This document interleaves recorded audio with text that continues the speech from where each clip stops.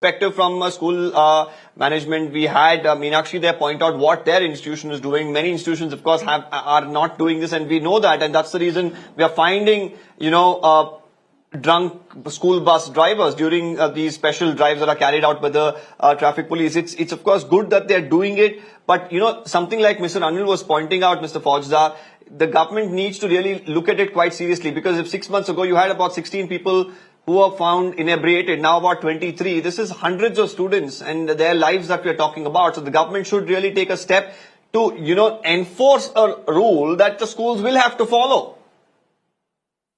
Deepak, the rules are very well laid down. There are 2 or 3 things that we have to look at. The first is that who is responsible for this? One, is the institution responsible, or is it the parent, or is it the government? I think all 3 are very, very, are most. I think it's the responsibility of all the 3. The first of all, the schools have to have a zero tolerance policy within their institution. Now, for example, if we had not done this, random test of alcohol test for school drivers in the morning, I don't think so. You would have seen these 23 bus drivers who were drunk and were under the influence of alcohol. So we will continuously keep doing this month on month on a regular basis. The important thing is that, the schools are have the parents have a complete faith on the school, and that faith needs to be kept, absolute. And how these schools will have a mechanism that will basically have a test method, or is it a regular? It should be like, I think it should be more or less like a pilot is tested before the flight. I think that needs to have some kind of a mechanism where a school can manage that on a day-to-day basis. There are a lot of logistical problems. The school buses will start from 10 different or hundreds of different points. And how do you install somebody to start a point of check and balance? So but like how Meenakshi was pointing out, Mr. Foujdar, that once the school bus drivers, they have to, of course, return to school, checking them there, and then penalizing them will serve as a deterrent, and they may not do it the next day, or at least it'll be a better situation. Deepak, I'll tell you how it is a problem. The schools, if it is how it's going to be done in the school, the journey has started 10, 12, 15 kilometers away from the school. The first child is boarded, and then there are series of kids who have been picked up from various points and they drop it in the school. In the process of those 10, 12 kilometers, it could be a half an hour drive or a 45 minutes drive. In that 45 minutes drive, you are risking 3 things. 1, the people who are driving, who are the pedestrians on the road. 2, the motorists who are driving around that bus, and the 3rd, the bus driver. And I completely agree with you, Mr. Foujdar. So all that I'm asking is from you, being from the Congress party, a part of the government now, what is the government going to do? Because you need to enforce some rules, because just orally telling, every school isn't going to follow what probably Meenakshi was saying, having, breath analyzers, having, checks almost every alternate day of the school bus drivers. That's not going to happen in every educational institution. So there should be some sort of rule that should be brought in. More random checks like this. No, I'll give you a gist. The MC. Okay, before you give me that gist, Mr. Foujdar, hold that thought. Just hold that thought. Rajiv from Bengaluru is with us. He wants to say something, and then I'll come back to you, Mr. Foujdar. Rajiv, go ahead.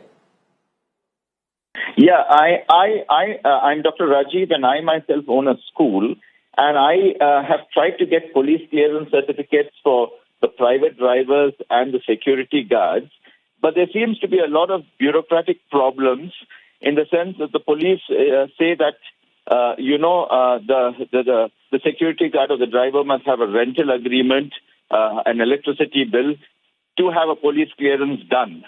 And I've written to the police commissioner and said, cut all this bureaucratic crap and get the police clearance certificate done.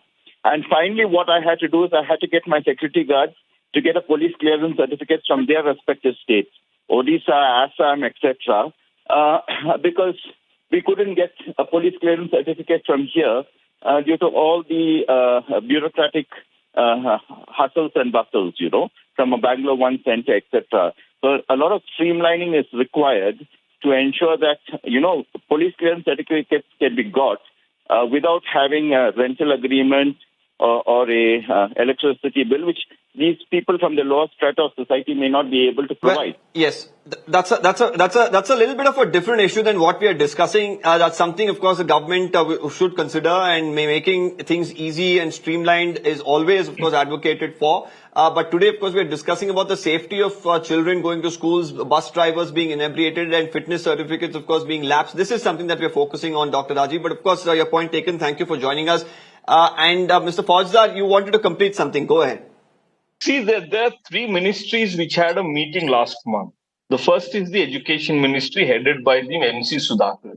The second is the Transport Ministry, and the third is the Home Ministry. These three ministries got together, and because of the last raid where we had about 16, 19 people who were booked, so we wanted to understand what are the problems here.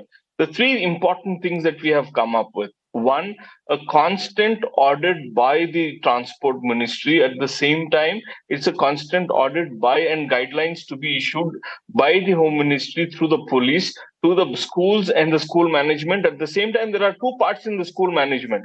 One, there are private buses, and one, the buses which are run by the school. So how will the school, certify a private bus who is not part of their fleet, but also take their children from point A to a point B?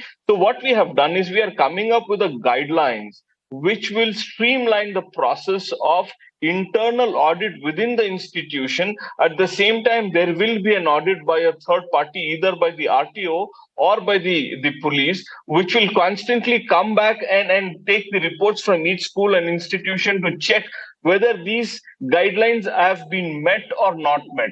But the primary focus also remains with the institutions, because this is a heavy stress job.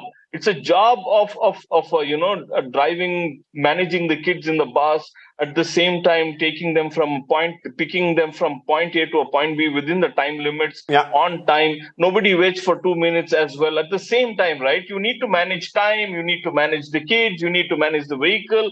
A lot of things are going. I don't want to sound like the schools are not doing their job, but there is a lot of nuances within the process of picking a child.